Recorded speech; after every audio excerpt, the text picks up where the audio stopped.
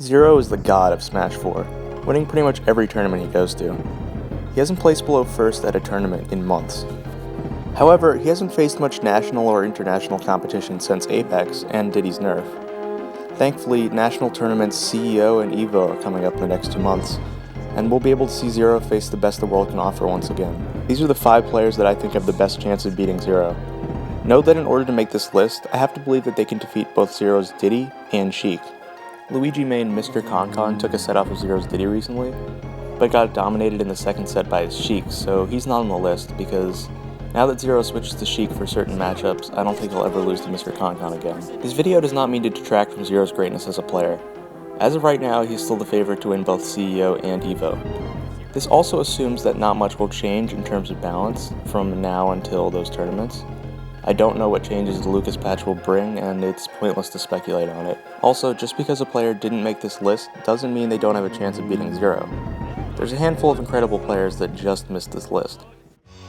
Esam is the best Pikachu in the world, and has a lot of things going for him against ZeRo. For one, he's already taken a set off of him, back in November at an invitational hosted by Sky and D1. This was before ZeRo switched to Diddy and super early in the meta, but a win is a win regardless. ZeRo has expressed frustration with Pikachu's quick attack, and Esam has it completely mastered. Esam's precision with quick attack cancelling is unmatched. With customs legal at EVO, Esam gains another advantage. He will be able to make use of Pikachu's heavy Skull Bash and Thunder Wave, which lead to early kills. As far as I know, Esam is going to CEO and EVO. If these two play, I'll still favor ZeRo, but the match will be very close regardless of the outcome. Nairo's Zero Suit Samus is deadly. He pulls off combos that nobody can escape, not even ZeRo. What's scary is that his Zero Suit Samus has only been improving over time. He's been converting his combos into kills more and more often. He plays a lot of characters, and has an amazing Pit, Dark Pit, Robin, and even Zelda, which he can use for certain matchups.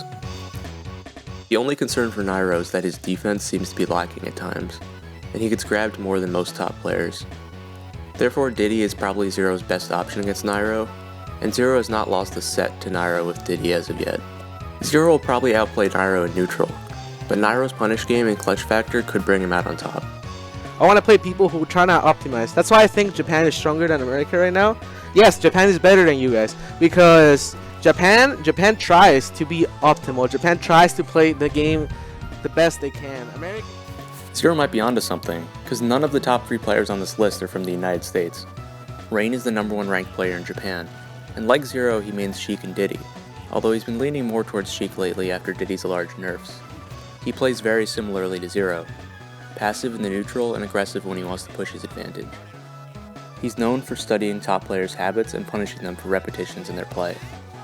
I don't know if Rain is going to CEO or EVO, so there's no guarantee that these two will face off anytime soon. When they do inevitably play, I see Rain giving ZeRo some trouble and having a decent chance of beating him. One thing I will guarantee is that the match will be very campy. Rain wins pretty much every tournament he goes to, except when Renai shows up. Renai is the best villager in the world, and has taken down all of Japan's greatest players, including Rain. He is always one step ahead of his opponent, always knowing which options to commit to and creates frame traps on the fly. His reaction time is some of the best I've ever seen. He punishes the opponent hard for making any little mistake. Renai plays villager much more aggressive than most, opting to put pressure on the opponent instead of staying back to camp. His accuracy with the slingshot allows him to zone his opponents aggressively, right in their face. There aren't any villager players in the world who have exhibited Renai's exceptional level of play. Renai said on Twitter that he was likely going to Apex 2016, but no word on EVO yet. If Renai and ZeRo play, expect the match to be very close. Mr. R has the best chance of beating ZeRo this year. He was the first player to defeat ZeRo in a Super Smash Bros. Wii U tournament, and the only player to take a game off ZeRo's Diddy at Apex 2015. He's the best player in Europe and has won pretty much everything over there. He was also one of Sheik's leading innovators, and has shown that he's a master of the Ditto. Better yet, it seems that Mr. R is going to CEO and EVO, so we might see him and ZeRo face off very soon. Will ZeRo be able to hang with Mr. R using Nerf Diddy, or will he have to switch to the Sheik mirror? Personally, I think Mr. R's Sheik is better than ZeRo's, and Diddy is probably his best bet. I hope these two meet in brackets soon. Mr. R will be ZeRo's biggest challenge.